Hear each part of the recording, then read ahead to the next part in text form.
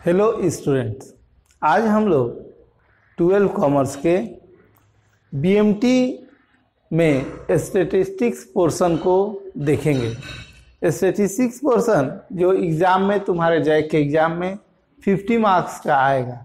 इस पोर्शन में बहुत सारे चैप्टर हैं, उसमें से हम आज मेजर्स ऑफ सेंट्रल टेंडेंसी हम लोग अध्ययन करेंगे और मेजर्स ऑफ सेंट्रल टेंडेंसी पे देखेंगे कि क्या है और इसमें हम लोग के सिलेबस के अनुसार हम लोग को किस किस बात को ध्यान देना है और पढ़ना है।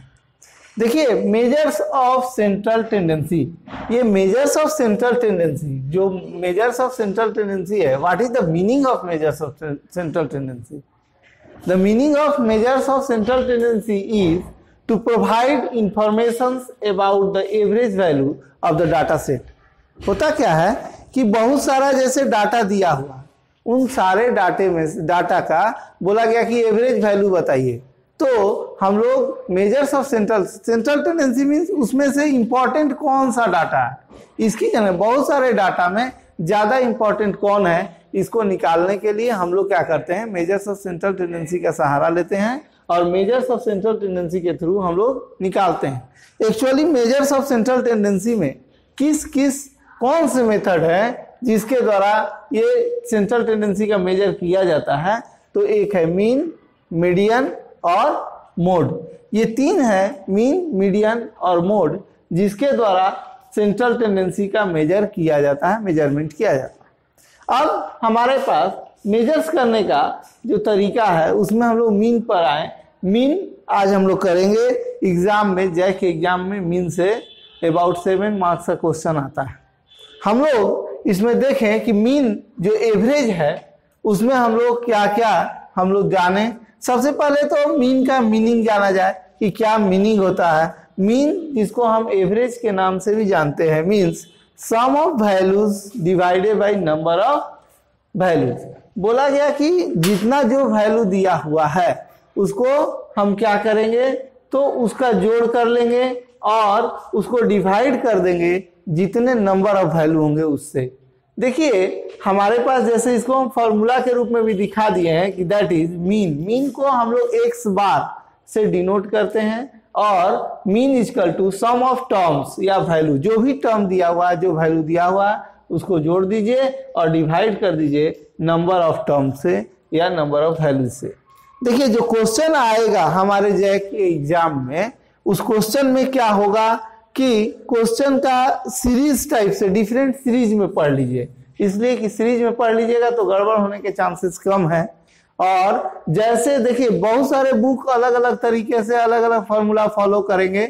हम आपको जो फार्मूला दे रहे हैं आप उस फार्मूला से ही करते जाइए, उससे आपको हमारे अनुसार जो बहुत सारा हम अपना नॉलेज के हमको लगता है कि यही इजी है तो हम आपको ये दे रहे हैं, आप इसको कवर करेंगे। देखिए, जैसे क्या है कि जो सीरीज है, डिफरेंट सीरीज है, वो 3 टाइप का सीरीज है, इंडिविजुअल सीरीज, डिस्क्रीट सीरीज और कंटिन्यूअस सीरीज। अब होता है कि कोई भी क्वेश्चन हम कैसे जानेंगे कि इंडिविजुअल सीरीज क्या है, कि डिस्क्रीट सीरीज क्या है या फिर कंटिन्यूअस सीरीज क्या है? तो क्वेश्चन की जानकारी हासिल करने के लिए कि कौन सा सीरीज है, हम लोग क्या करेंगे और क्या देखेंगे। देखिए, कोई भी क्वेश्चन इंडिविजुअल सीरीज उस समय कहलाएगा जब केवल एक इंफॉर्मेशन दे। एक इंफॉर्मेशन का मतलब जैसे वैल्यू का इंफॉर्मेशन दिया, सैलरी का दिया, वेजेज का दिया, साइज, कोई एक इंफॉर्मेशन आपके पास रहेगा तो उस क्वेश्चन को हम लोग कहेंगे ये हमारा क्वेश्चन जो है वो इंडिविजुअल सीरीज का है। इस टाइप का क्वेश्चन आपको अधिक से अधिक 1 नंबर का जो ऑब्जेक्टिव टाइप का क्वेश्चन आता है उसमें आ सकता है। ये आपको डिस्क्रिप्टिव टाइप का जो बड़ा क्वेश्चन जो सॉल्व हम लोग करते हैं वैसा नहीं आता है।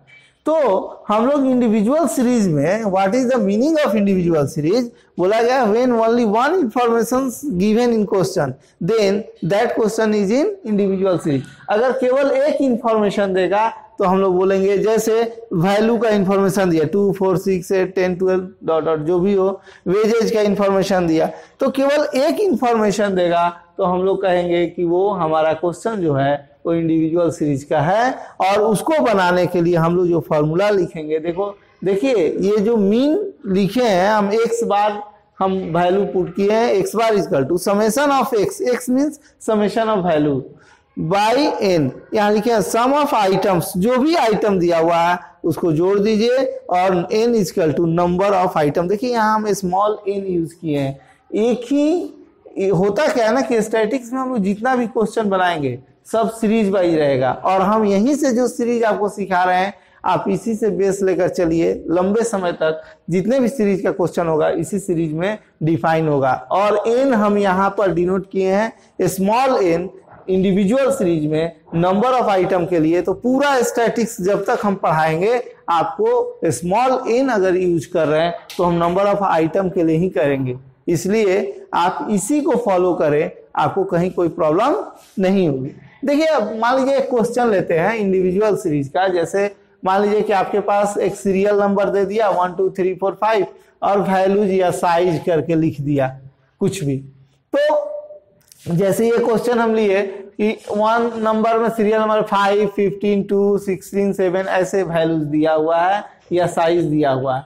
देखिए यहाँ सीरियल नंबर, अब आप बोलिए कि सर आप तो बताए कि इंडिविजुअल सीरीज में केवल एक इंफॉर्मेशन होगा, यहाँ तो सीरियल नंबर और वैल्यूज दो इंफॉर्मेशन है।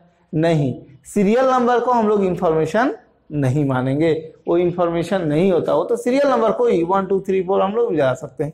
तो सीरियल नंबर इंफॉर्मेशन नहीं है, ये हमेशा याद रखिएगा।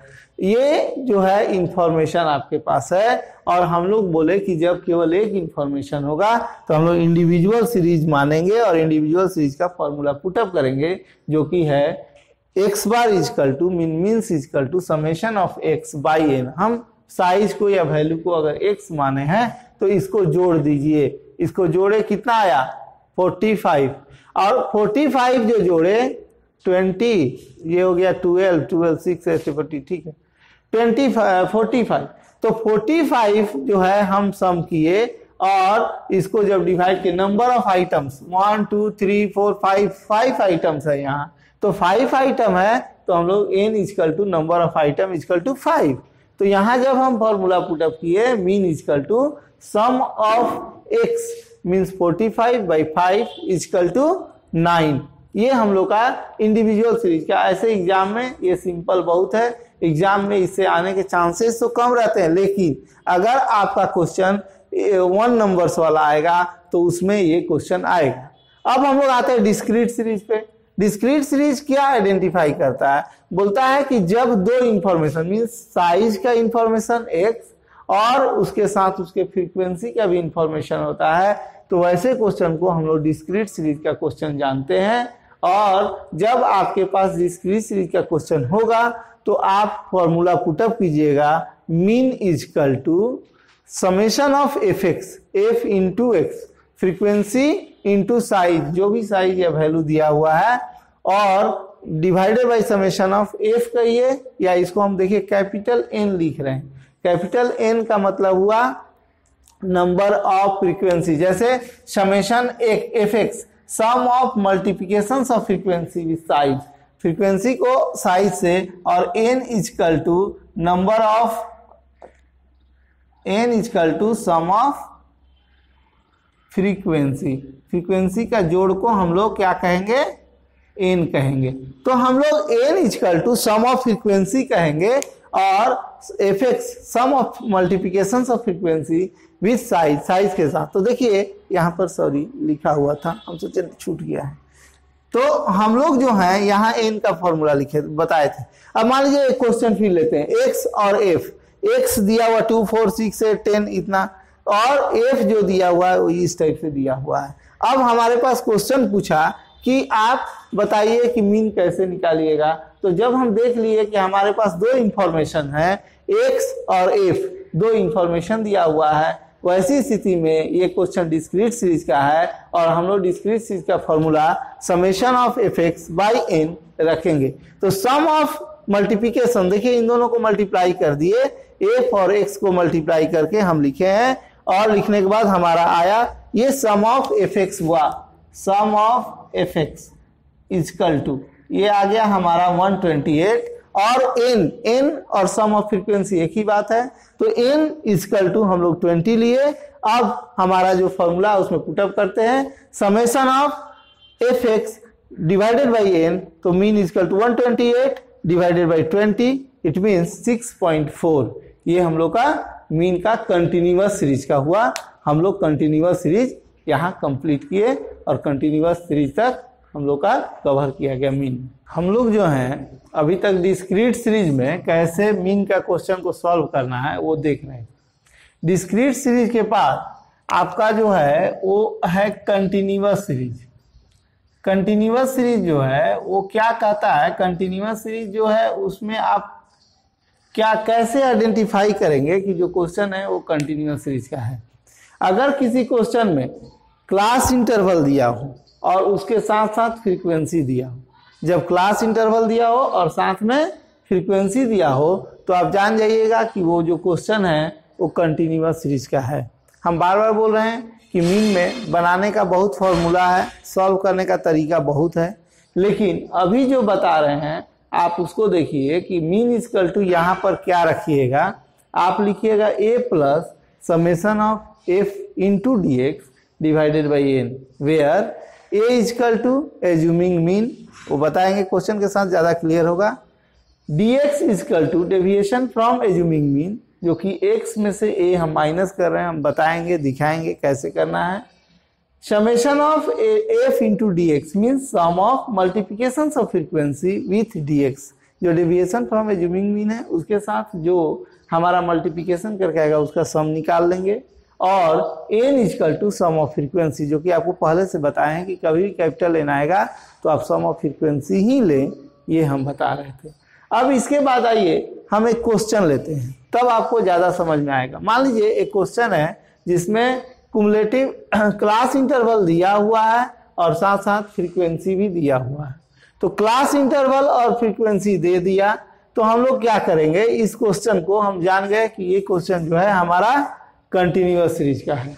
अब कंटिन्यूअस सीरीज के क्वेश्चंस को सॉल्व करने का सबसे पहले हम लिख लेंगे क्वेश्चन, जैसे मान लीजिए क्लास इंटरवल लिख लिए। इसमें क्या होगा कि x दिया नहीं है तो x निकालने के लिए हम लोग मिड वैल्यू इसका निकालते हैं। मिड वैल्यू कैसे निकलता है, ये एक अपर लिमिट है एक लोअर लिमिट है, तो दोनों को ऐड करते हैं, L1 L2 कहलाता है ये। तो L1 plus L2 divided by 2 हम कहीं लिखे नहीं है, लेकिन आपको यहाँ पर दिखा देते हैं कि मिड वैल्यू आप कैसे निकालेंगे। मान लीजिए कि मिड वैल्यू बोला, मिड वैल्यू, तो मिड वैल्यू जो x हम निकाल रहे हैं वो कैसे निकाल रहे हैं, L1 plus L2 by 2। L1 lower limit, ये इधर वाले जो है वो L1 कहलाएंगे और ये L2 कहलाएगा L2। तो L1 plus L2 divided by 2 कीजिएगा, देखिए 10 बाई 2 5, ये दोनों डिवाइड ऐड कीजिएगा 30 डिवाइडेड बाई 2 15, 50 ऐसे कीजिएगा, आपका ये मिड वैल्यू आ जाएगा x। अब हमारे पास देखिए आप चाहेंगे तो fx वाला f पहले से दिया हुआ है, हम इसको नोट कर लिए। fx वाला फॉर्मूला से ही बना सकते हैं, लेकिन हम जिस फॉर्मूला से बोले हैं उसमें बोले डेविएशन फ्रॉम एज्यूमिंग मीन। तो डेविएशन फ्रॉम एज्यूमिंग मीन हम बोले अपने से a, दुनिया का कोई भी नंबर मान लीजिए आपका आंसर आ जाएगा, कोई भी नंबर हो। बहुत सारे लोग बताते क्या है ना कि मिड वैल्यू वाले में से लीजिए, नहीं वैसा कुछ नहीं है, आप इसके बाहर भी कोई लीजिएगा तो भी आपका आंसर आ जाएगा। एज्यूमिंग मीन है वो, कुछ भी लिया जा सकता है। लेकिन इजी करने के लिए क्वेश्चन को इजी, बार बार कर रहे हैं, क्वेश्चन को इजी करने के लिए हम कोशिश करते हैं कि ज्यादा कैलकुलेशन बड़ा नहीं हो, इसलिए मिड वैल्यू वाले में से मिडिल वाला लेने का कोशिश करते हैं। ये बाउंडेशन नहीं है, बार बार बोल रहे हैं, आप दूसरा लेकर देखिएगा आपका आंसर आ जाएगा। इसके बाद है कि हम इसमें से ही लिए 25 को हम मान लिए a, हम dx निकालेंगे, x माइनस a वाला फॉर्मूला बताएं, तो x है हमारा 5 और ये a है 25, तो a माइनस होगा तो माइनस 20 आएगा। फिर x है यहाँ 15 माइनस 25 10 आएगा, 25 माइनस 25 0 आएगा, 35 माइनस 25 10 आएगा प्लस में आएगा। तो इस तरह से हम dx निकाल लिए।